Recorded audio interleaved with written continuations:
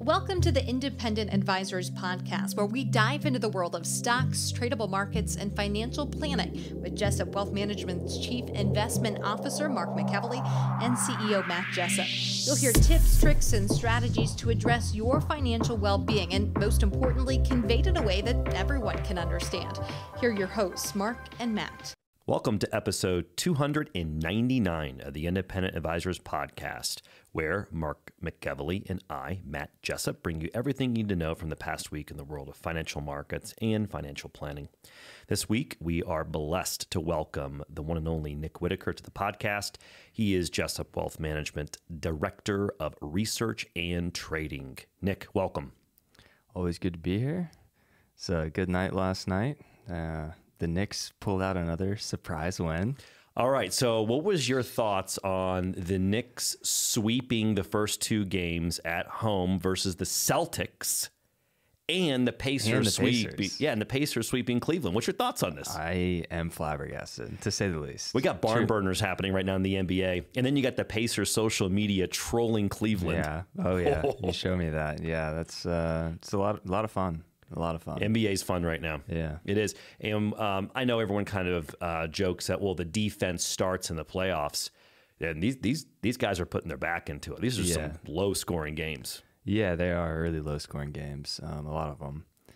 Yeah, it's been fun. I mean, I think the first round of, or the first game of the second round, all road teams won. Isn't that crazy? Yeah. I mean, the stats wild. behind that. That's I can't crazy. imagine. If you would have put a parlay on all that, I can't imagine. That was not on my bingo card, right? No. Not on my bingo card.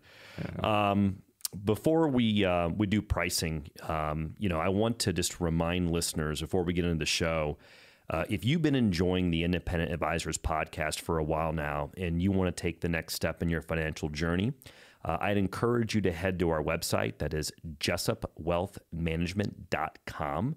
And I, Matt Jessup, I'm offering 15-minute initial calls where you can discuss your financial goals and see if JWM would be a good fit for your needs. Scheduling is easy. Once you land at the jessupwealthmanagement.com website, just click on Schedule Initial Call and select a time that works best for you. There's a quick survey to fill out that will help you that will help me guide the conversation and ensure that our time is used efficiently. And again, if you're ready to learn more, visit jessupwealthmanagement.com and book your call today. One thing that's kind of interesting as we get into the podcast, Nick, I had a call from a potential client yesterday, and they conveyed a situation that I think is more widespread right now. And it is this. This individual sold out of the market on April 7th and calls me up and says, hey, I was referred to you by XYZ. And there was more background, but then pretty much was like, what do I do now? And we obviously had that conversation. But I think that there are a lot of individuals in late March and early April, given the news stream, the concerns, and the headlines, that sold for whatever reason that they have justified. And then off that low, you got the market recovering low double digits. It's up another 1% pre-market today on May 8th. And the concern is now, what do they do? Yeah. And so that's definitely, if you're in that type of circumstance, especially, feel free to reach out to me. I'm happy to have that initial conversation with you. Yeah, give us a call. In my experience, somewhat limited as it is in the markets, that's more common than you think. Yep. It happens. There's so much psychology around the markets. With individuals and their money, and it's understandable, and that's why we say work with your financial planner when you're getting nervous, and really working to make sure have your a long-term plan and your risk levels. Yes. It's very important. So I got a hot take about the markets over the past roughly 6 weeks. I love a hot take. I'm always here for a hot take. Jenna, we're coming with the hot takes just right out of the gate. Right out of the gate. I can just see the listener comments on this one. So my hot take is, has there been money that's come back into the market? And I'm talking about the money that sold at the end of March, beginning of April. Has some of that money come back in? Yes. I could make an argument that a lot of it has not. That the move that you've seen, let's just use April 7th as my example, the move that we've seen since April 7th, I would argue, is a seller strike. And the reason I'm saying it from this angle is I saw this piece that had to do with like volumes, like block trades, like big institutions. And that really hasn't recovered since the selling pressure in February and March. So that's telling me there's still a lot of cash on the sidelines. You got a lot of the institutions who are still telling their clients. I mean, I saw a couple big Wall Street firms that are kind of doubling down on their really bearish calls at the end of March and beginning of April. There's a lot of cash out there. And I just think that if we avoid recession, which will be one of my talks today, if we do, there's going to be a lot of people buying back at higher prices. The only way these people make out is we have to go into a recession. Big money too. Big money. Big money buying back. Yeah, it's interesting you say that. So for listeners, a seller's strike, what just in case you please. Yeah. Essentially what that means is volumes are a little lower, and a seller's strike meaning that the market is moving higher because more people want to buy basically than sell. And so the bid is getting driven higher. So the market moves higher at a quicker rate because there's less volume, essentially, to kind of the supply and demand it's a little shrunk on the supply side. Yeah, I think it's well said. And I think the reason that I'm highlighting this is I think the average investor is thinking, oh, it bounced back, all this money's come back in. And I would make an argument based upon the way that I'm seeing it, that's not the case. Yeah. Some of this is my opinion, my experience. I'm seeing data sets like the block trades. I've seen similar things. All right. I've seen things, multiple pieces discussing that the rebound, the bounce, whatever you want to call it, bear market rally. Call it what you will. It could be a multitude of things. Right. Was driven primarily by U.S. retail traders, and that the positioning of big institutions has actually stayed relatively similar to the lows that we saw, which basically means they were using the recent strength in the market to raise cash. Wouldn't it be so interesting as the year goes on, not to say it's going to play out this way, this is part of the hot take, that the retail money was dead on, bought that dip, and the institutions, as the year goes on, are forced to buy in at higher prices? Wouldn't that wouldn't be on your bingo card for? Yeah, it has happened some in the past couple of years where the U.S. retail flows have been more accurate in hindsight. Yeah, everything in our world's hindsight, right? Yeah, of course. Nick, you want to go over pricing before we go into big headlines and current events? Yes, absolutely. So as always, this pricing is from Y charts as of yesterday's close. Yesterday was 5.7. The S&P 500 was up 1.1% month to date and down 4.3% year to date. The Dow Jones Industrial Average was up 1.1% month to date and down 3.4% year to date. The NASDAQ Composite was up 1.7% month to date and down 8.1% year to date. The iShares Russell 2000 ETF, think small caps, was up 1.3% month to date and down 10.7% year to date. The Vanguard FTSE All World ex-US Index Fund was up 1.4% month to date and up 10.1% year to date. The 3-month Treasury rate is sitting at 4.34. The 2-year Treasury rate is sitting at 3.78, and the 10-year is sitting at 4.26. A couple observations there. You know, right now, I think a lot of investors are still thinking about the market from a performance basis, based upon the most recent high at the beginning of February. Yeah. So when you sit there and you say, hey, the S&P is down 4.3% year to date. That's very true, but most investors are thinking about the S&P still being off 10%, from the high water mark. Yeah. That's the first observation. Second observation, this will play into our big headlines and current events, is the 2-year Treasury rate. There's been a lot of talk with the 2-year Treasury rate at 3.78 when you quoted that here a second ago, and the Fed funds rate being in the low 4s, that there's a lot of, say, pressure or feeling that the Fed should be lowering rates to be more in line with the 2-year. So, Nick, tell us what the Fed did yesterday. Yeah, yesterday the Fed came out and kept rates the same, unchanged. And in a nutshell, they said we're not going to be rushed, going to be data dependent, as they always say, and as they typically always are, and that their outlook really depends on the White House and some of the news that's going to come out of the White House here over the next month. Let's call it. The only thing I've seen over the past couple of days that I don't think is getting enough headlines is the Fed is once again starting to do some very quiet QE, quantitative easing.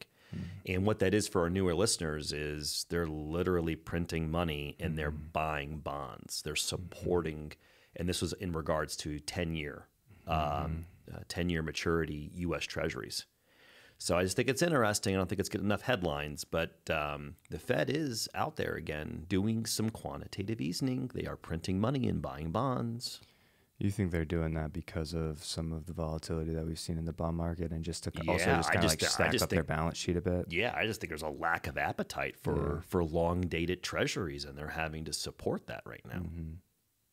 Interesting, right? Yeah. The other big headline is trade, but this one specifically in regards, I'll start with one, you could do another. I'll start with China. So China has come out and officially announced the beginning of trade negotiations. This quote is from May 6th, so from 2 days ago, Nick. Quote, Ministry of Commerce, China has carefully evaluated the information provided by the United States. After fully considering global expectations, China's interest, and the appeals of U.S. industry and consumers, China has decided to agree to engage with the United States. On May 8th, which is today, Treasury Secretary of the U.S., Bessent, will travel to Switzerland. While in the country, he's planning to meet with the lead representative on economic matters for the People's Republic of China. So that's definitely a positive, I would argue. What other trade news did you hear today, Nick? Yeah, so this morning, a trade deal will be announced by President Trump at 10 a.m. Eastern Time. About 40 minutes from now. Yeah, about 40 minutes from when we're recording right now. This podcast. Yep. And that follows on news yesterday that the Trump administration will revoke the Biden administration's AI diffusion rule meant to curtail AI chip exports. You want to talk about getting the semis going, baby. Yeah. So it's like lighting a match with a gas can next to it. Yeah, so yeah. So I imagine there'll be hopefully some good news at 10 o'clock, and this can just kind of start those news headlines where we start kind of getting the ball rolling downhill in a good way, so to speak, with trade negotiations. I still and this is a personal opinion, I still think we're in for a couple of negative headlines. Sure. As it pertains to tariffs,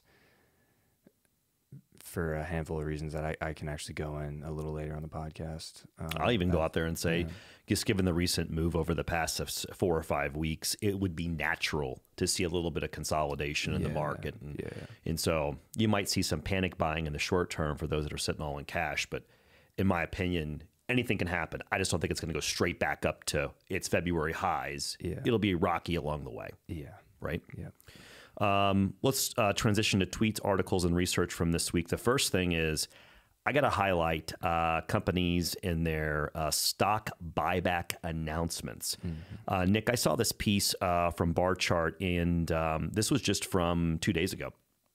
And Jenna will put up this chart for our YouTube viewers who are watching by video. Otherwise, for our traditional podcast listeners, our show notes and these charts that we reference can be found in all of our social media sites. Jenna uploads those so you can reference along with us if you wish.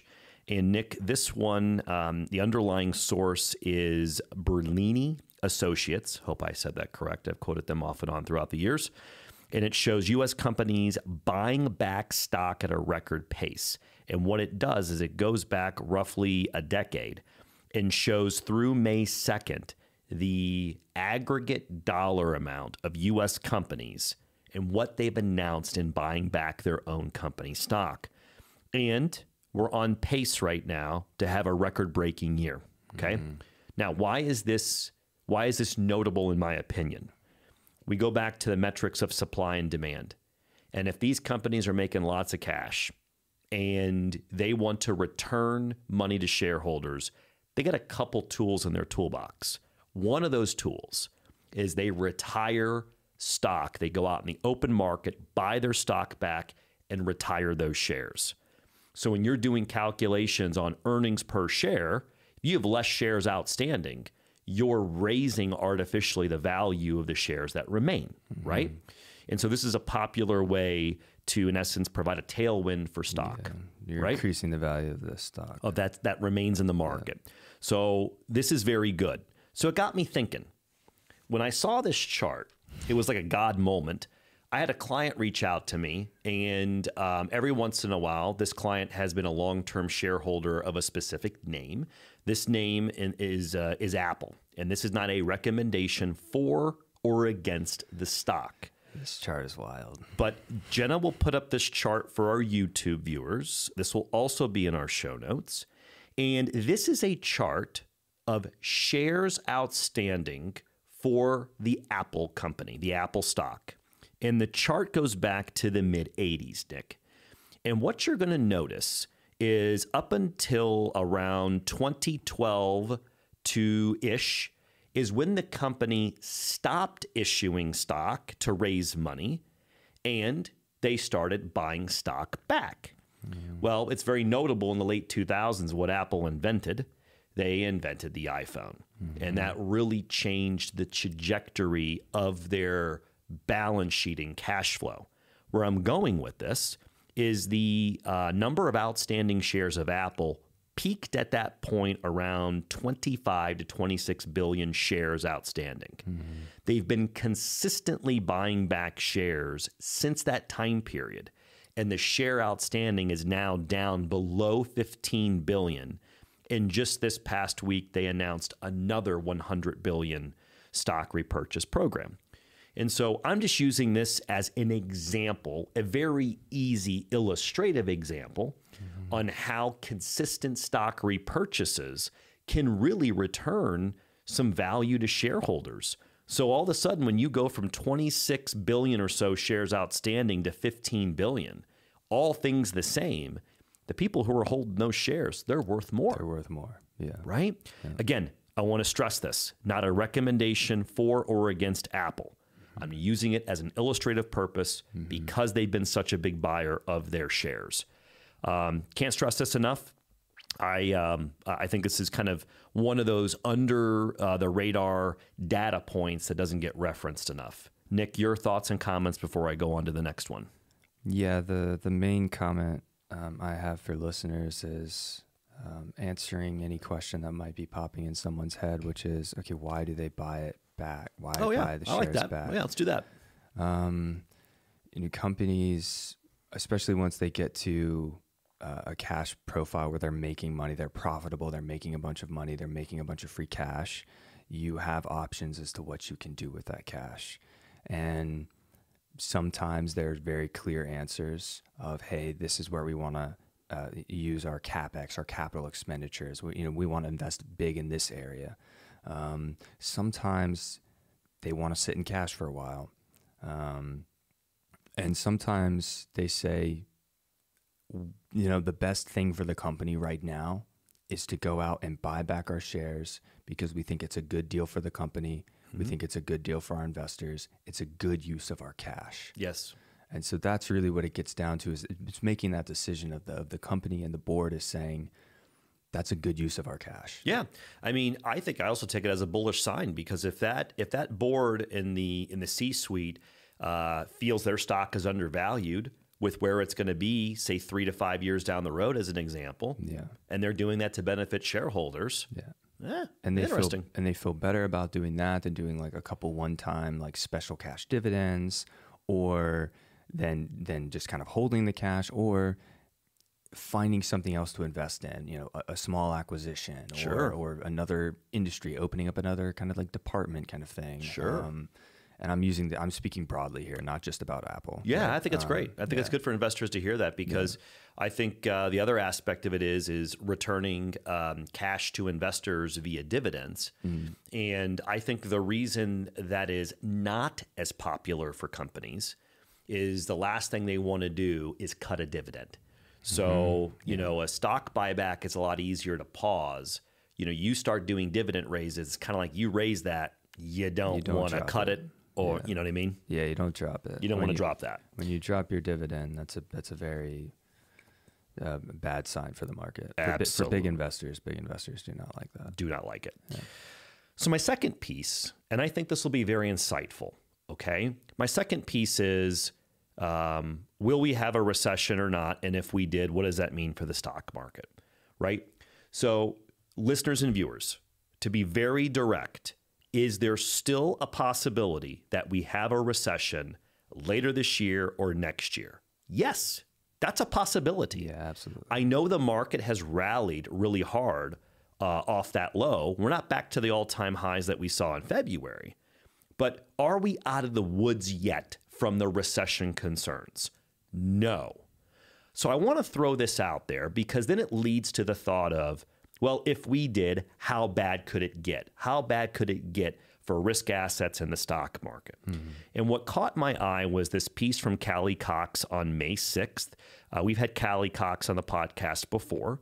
She does a great job in doing some really raw research and sharing that. And so this piece that was posted on her social media is titled, "Recession-Fueled Sell-Offs Have Been Destructive." And what she's highlighting is S&P sell-offs with and without a recession. And what she's illustrating here is, and this goes back to roughly 1950, are sell-offs of at least 10%. And when those sell-offs have occurred in hindsight, when we've had a recession, and when the sell-off happened in hindsight and we did not end up going into a recession. And Nick, what you're going to gather here really quickly when you look at this is that on average, since 1950, when we have a recession, the S&P 500 dropped on average 31%. Whereas in non-recessionary drops of at least 10% or more, the average was 16%. And so if you kind of think through, if the administration doesn't thread the needle appropriately, and we do go into a recession later this year, what that could mean for the markets is more downside. And so if we're 10% off the highs and the average is 31%, tongue in cheek, if someone asked me right now very directly, Matt, what do you think the pain could be if we go into a recession? I could argue another 20% based upon history. Now, if we don't go into a recession, in hindsight, this will be more of a V-shaped type recovery, and you could see the markets continue to recover as the year goes on. This then plays back into what I said at the beginning of the podcast. You got to be investing for the long term. Timing this market on a short-term basis, especially given the uncertainty right now, is not wise.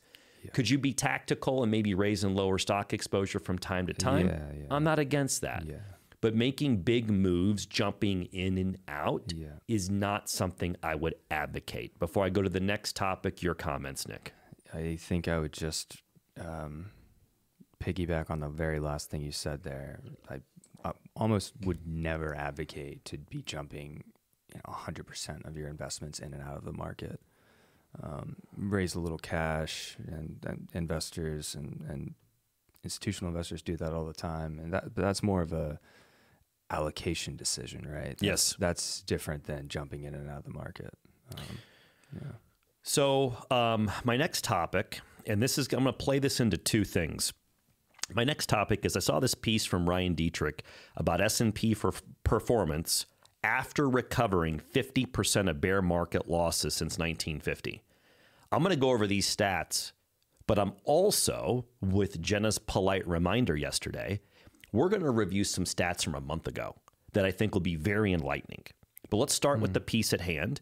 Ryan Dietrich had this piece. The date was May 4th, Nick. And it goes back to 1950, and it shows what the stock market, specifically in this case, the S&P 500 index, Nick, what it does after it recovers 50% of its bear market losses. A bear market, for newer listeners, is when the market sells off 20% from its high water mark. Okay. And so what happens is 1 month later on average, you'll see here it's up 0.7%. 3 months later on average, the market's up another 5.9. 6 months later, 10%. 12 months later, nice double-digit number of 18. Now, is this guaranteed? Absolutely not. But it's just the lens of history. And the success rate of being positive 6 months later is in, was it 68%? And 12 months later, in the data set, going back to 1950, about a baker's dozen, 100% of the time it's been up. Now, it's always going to be that one time, right? We could be negative 1 year from now. Sure. But it's neat to look at the lens of history. That's a good data point. Now, this provides a good segue for something Jenna politely reminded me of that we talked about a month ago. So this goes back to the podcast. I don't want to mess this up. It's been 1 month. Is that correct, Jenna? Yes, 295. Episode 295 of the Independent Advisors podcast. We highlighted a piece of research from Ryan Dietrich, and this is what the piece was. It said S&P 500, 10% drops in 2 days, and how the market performed going forward. It was about a month ago. Okay, Nick? And the data set was 4/4/2025. The 2-day return for the S&P was down 10.5%. Through the lens of history, small data set, about roughly 5 or 6 data points. 1 month later, on average, the market was up about 8%. 3 months later was up on average about 6.5%. 6 months later, up 15, 30, and 12 months later, up about 32%. But the 1 month later check-in, you ready? Market's up about 10%, maybe a little bit more, and the average was 8. Lens of history, not saying it's always going to be this accurate. Yeah. But when we quote this stuff, it is the averages, and sometimes it happens almost spot on. Yeah, for listeners, this is a perfect example of why we look at this data. This data. Yeah. Right? That's why we look at this data. Yeah. So quite interesting that nailed it, and good catch there by Jenna. If we were able to reference it. Nick, what do you got this week for listeners and viewers? Yeah, I have a couple here. I'm gonna kind of zoom through a couple of these in the interest of everyone's time. So I know you and I could probably go on and on about some of these topics. So I could talk about this stuff for the entire day. We'll try to keep it moving here. One day, you know what we're going to do? We're going to do like a Joe Rogan, like 3 or 4 hour just extravaganza. Yeah, just get the 3 of us in here and just game time. Have a good time. Yeah. So the first one is just a quick update on earnings. This is from Charlie Bolello. This research was released on the 6th of May. With 55% of companies reporting, the S&P 500 first quarter operating earnings are up 9% over the prior year. Oh, I'm sorry. Was that up 9%? Yeah. Okay. The 9th consecutive quarter of positive year-over-year growth. 9th consecutive quarter of positive year-over-year growth. Yep. Okay. Trailing 12-month earnings are on pace to hit another high, up 10.5% over the past year. Profit margins expanded to 12.3, their highest level since Q4 of 21. He does caveat by saying, while earnings overall were positive in Q1, the market seems divided on the basis of their anticipated tariff impact, which makes sense. He goes into details on specific stocks and things of that nature in his post, but in a nutshell, the market's looking at these earnings as we would expect, and they're saying, hey, are you impacted by tariffs? Less so than this company? Okay, well, they're buying the companies that are less so impacted. Yep. Right? That makes perfect sense. But absolutely, the main takeaway from this piece is that earnings are strong. Another topic that's not being talked about enough. Yeah. And really, I mean, this is a strong data point, because when you have quality earnings, 9 consecutive quarters of positive year-over-year growth for the S&P 500, and you see this kind of short-term uncertainty, what it says to me is that a lot of these companies' balance sheets should be pretty good with that type of growth on average. They're definitely in a better shape than maybe some people would think. That's a good way of saying it, Nick. Yeah, I think where you're getting some of, and I've even said, there's been a lot of like mixed earnings reactions and mixed earnings in general. And it's, when I say that in the past podcasts, really it's more about the guidance outlooks are more mixed. And so that's kind of where you're getting some of that like gray area. It's like the underlying earnings generally are still very strong, especially when we zoom out and look at, hey, let's look at the whole market. Sure. Very strong. But when you start kind of getting into the weeds, that the guidance is what's spooking the markets a little bit because of the tariff situation. So, which is not surprising. Yeah, and heck, if I were in the C-suite in North America and I had a chance to sandbag and have low expectations and get away with it, why wouldn't you? Yeah, absolutely. I mean, if you're an executive really sticking your neck out there with aggressive like guidance, give yourself that business better be really strong. Yeah, right? Exactly. So my second piece here it's a really cool article from Bloomberg.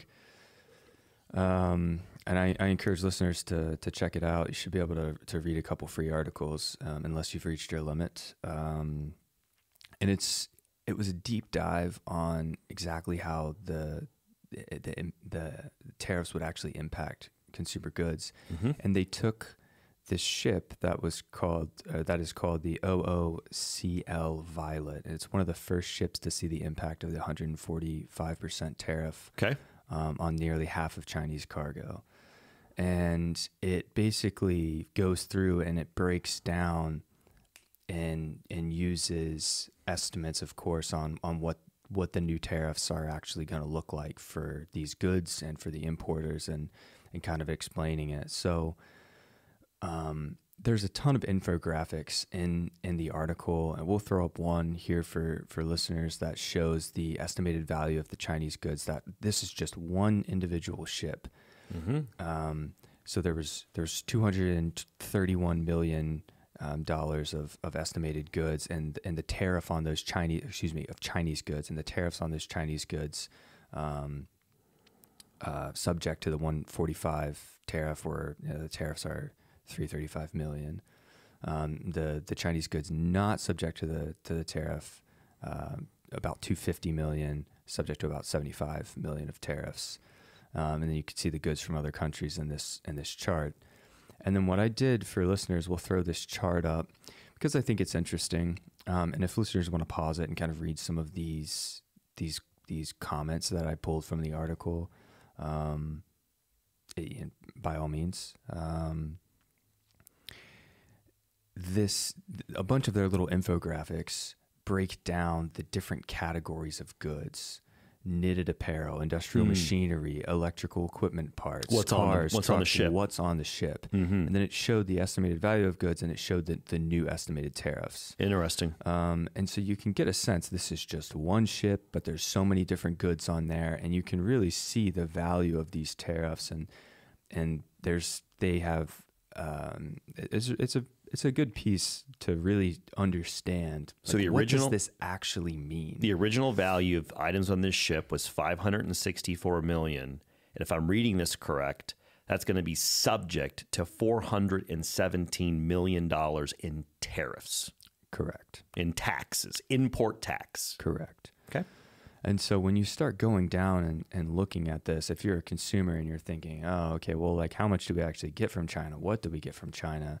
This can give you a sense that a lot of different things. It impacts, so these tariffs impact so many consumer goods and so many companies. And you can see that from knitted apparel to industrial machinery to cars, trucks, furnitures, plastic products, footwear, leather articles. I mean, the list goes on.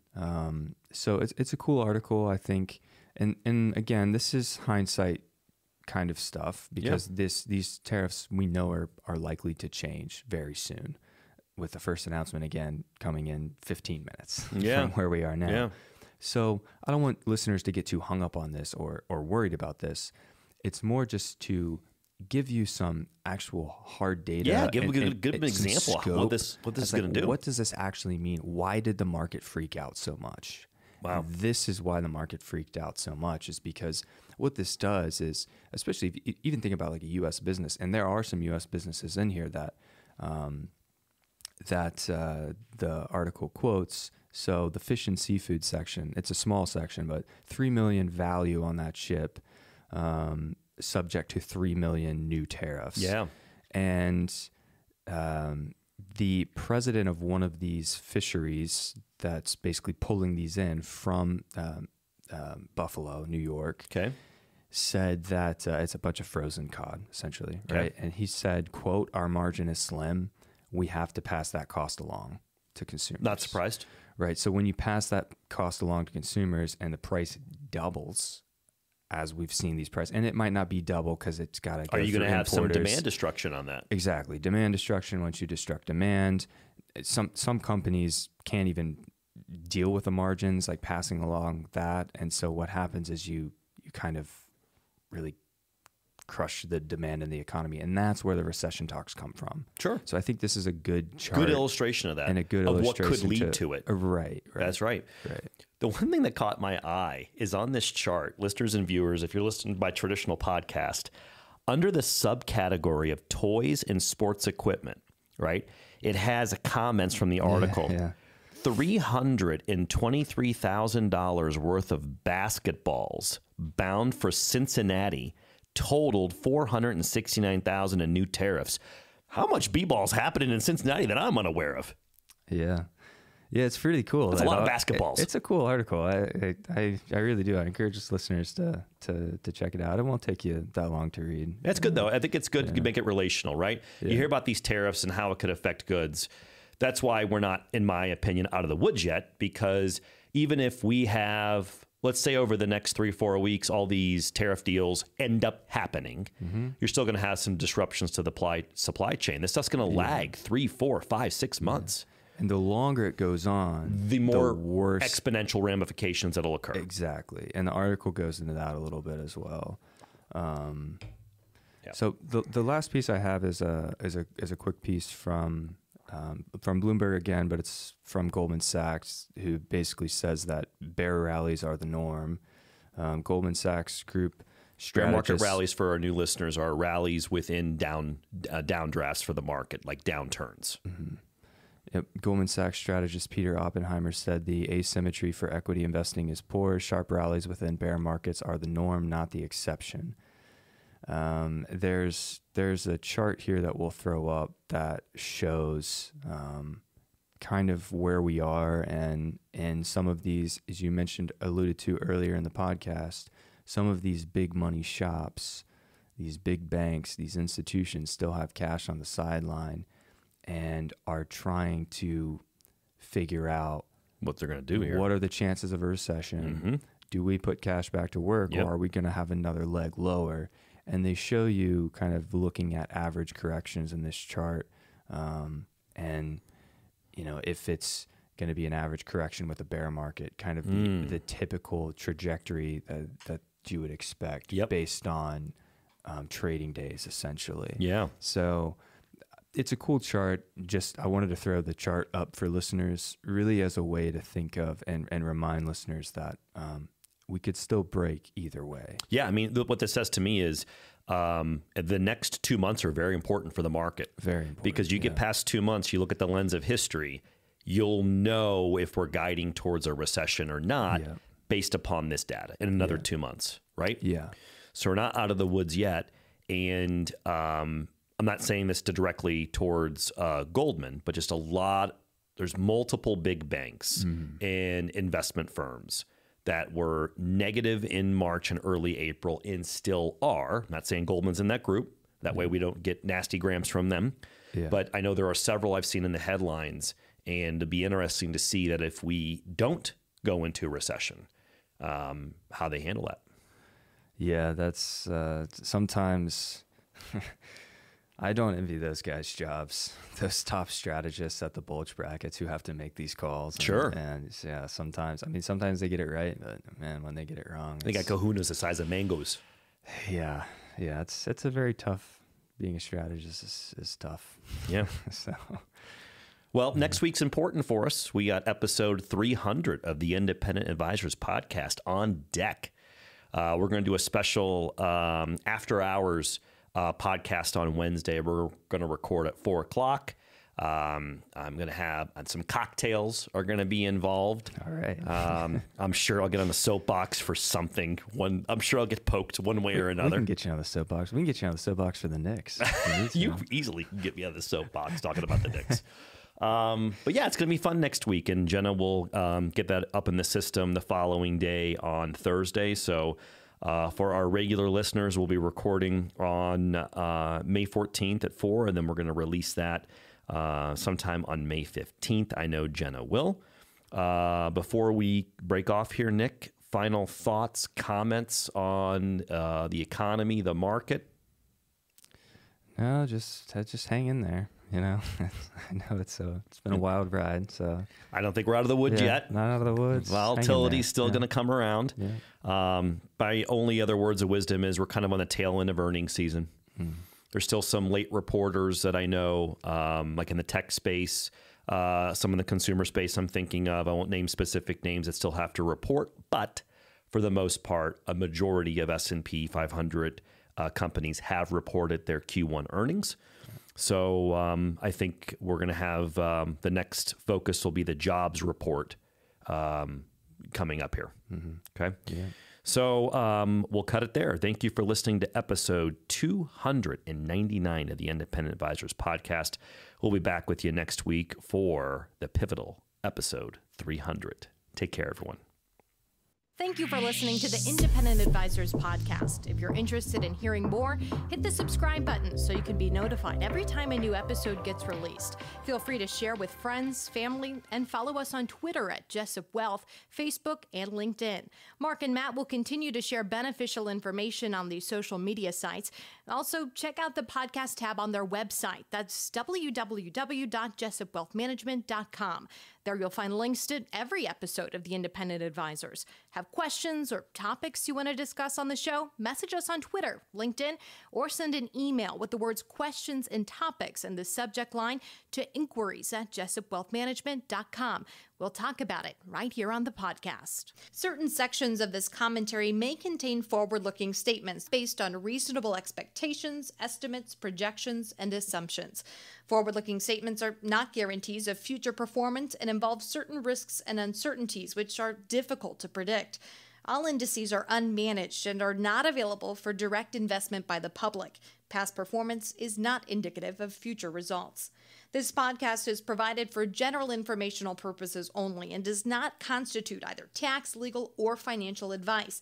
Although we do go to great lengths to make sure our information is accurate and useful, we recommend you consult a tax preparer, professional tax advisor, financial advisor, or lawyer regarding your specific circumstances. Investing involves risk, including the loss of principal. No strategy can guarantee any objective or goal will be achieved.